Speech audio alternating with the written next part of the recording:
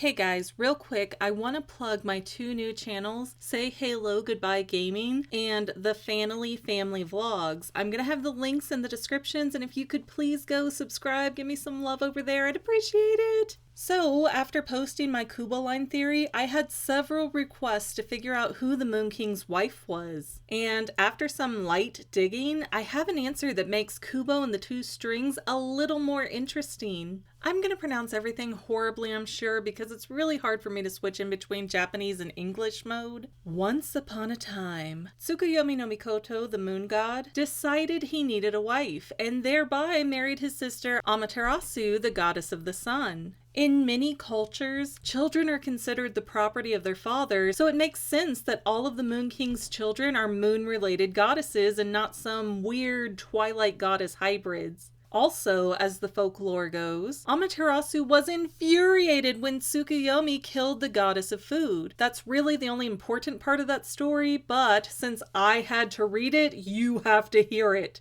Tsukuyomi murdered Ukemochi, the food goddess, because she grossed him out by throwing a dinner party in which she made a meal by spitting out fish, coughing out a bowl of rice, and pooping various meats. Charming, right? But I mean, maybe just say no thanks and leave? Not really sure why that warrants murder and all, if that's legitimately how Ukemochi made her meals. Alas though, that action made Amaterasu unwilling to ever look at the Moon King again, and so she separated day and night to get away from him. This explains why the Moon King has no wife in Kubo and the Two Strings, because they're estranged. But does that mean that Amaterasu doesn't play a role in the movie? When we talk about gods and goddesses, there's usually not a lot of limitations involved. Most godly figures do as they please, when they please, and the results typically give us an explanation as to why an island formed, or why something is taboo, or how another god came into existence. That makes it curious as to why these powerful gods aren't able to function during the daytime. For Kubo's mother, we know that she had a blunt trauma to her head, which leaves her helpless during most of the day and more functional when she's in her element of the night. But why are the Moon King and the sisters so limited as to when they can find Kubo and his mother? I sincerely believe it's because Amaterasu is using the daytime to block out the rest of her family and shield Kubo from the others. Interestingly enough, the legendary armor that Hanzo was seeking out had a lot of sun insignia, which raises a lot of additional questions as to why that particular theme was chosen. Sure, light versus darkness and all, but the armor is supposed to be strong enough to stand up to any god, not just the Moon King. The exact line is, any man that found the magical armor would grow too powerful and be a threat to the heavens. And based on how Kubo fails to win against his grandfather when using the armor, that fear of the armor seems really unnecessary. So, while the armor was pretty good, it wasn't so strong that the Moon King needed to worry, which means there's more to the sun imagery than what meets the immediate eye. I believe this armor was created or commissioned by Amaterasu, and she spread a rumor to the other gods that 3 pieces of armor existed that could destroy any godly being. This rumor got to the Moon King and eventually passed along to the humans, and Hanzo eventually went on a quest to get this armor for himself. Now remember, Hanzo fails that mission, and we know that's true because Kubo has to get all of the pieces from their original hiding places. If Hanzo had obtained them, Kubo would already own them. Plus, Monkey flat out says that her sisters met Hanzo at the Temple of Bones, which is where the sword Unbreakable was, and she had no clue which sword was the correct one, meaning the minute she and Hanzo met, he ended his search for the armor. All that also means that the armor has never been used or tested before, and while the sword allegedly killed one of the sisters, we don't know if going toe-to-toe with another goddess played any part in that victory. So that's why Kubo couldn't defeat the Moon King by force, even after he had collected all of the pieces. It's because the Moon King was never the reason for creating the armor. The armor may have had another purpose. For example, what if a mother longed to save her children from the treachery of their father, and since the children belonged to the husband, the mother had to hatch a scheme to lure the children away? With 3 brave, strong, and fearless daughters, surely one of them would fall for an equally brave, strong, and fearless man seeking out magical armor. If I'm not explaining it well enough, I theorize that Amaterasu placed and hid the armor with the intention of playing matchmaker with her children. Amaterasu wanted her daughters to fall in love, humanize themselves, and then in turn rebel against Tsukuyomi's harsh Iron Fist ideologies. So there you have it. Another Kubo mystery cracked wide open, courtesy of the Fangirl and the interwebs. Well, that's all I have for now, but this video's not quite over yet. We're expanding, so I have to plug our other channels. Total, we have the Fangirl, dealing primarily with movies and shows, Say Halo Goodbye Gaming, and the Family